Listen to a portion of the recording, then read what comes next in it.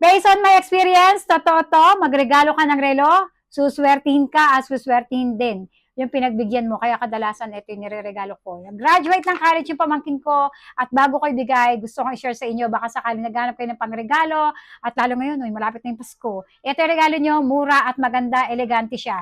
Ito yung kanyang user's manual. Ang maganda rito, meron na siyang kasama pang adjust o kung maluwag na maluwag, o ito, bawasan nyo ng links. Links ang tawag, natuto na ako, kanood ko ng ano.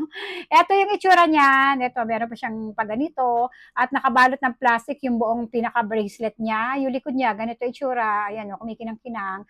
At ito ay, ang tawag doon, yung dalawa yung kulay niya, two-tone, silver and gold. Ang ganda. Tapos yung pinakaloob niya, face or dial yung tawag nila doon. Di ko alam, di kasi ako magaling sa relo. Pero para sa akin, ito yung pinakamagandang ireregalo nyo. At madalas, ito talaga binibigay ko sa mga pamangkin ko.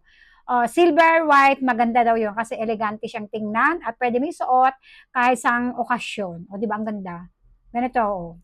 Meron din pang boy neto. Pero yung pamangkin ko, ay gusto niya yung maliit lang yung ganito. Tsaka maliit lang kasi yung wrist niya. Kaya naisip ko na ganito ibigay sa kanya. Ang ganda nito. Ako na nagsabi sa inyo. So, swertihin kung sino mang re-regaluhan nyo ng relong ganito, pati kayo, swerte.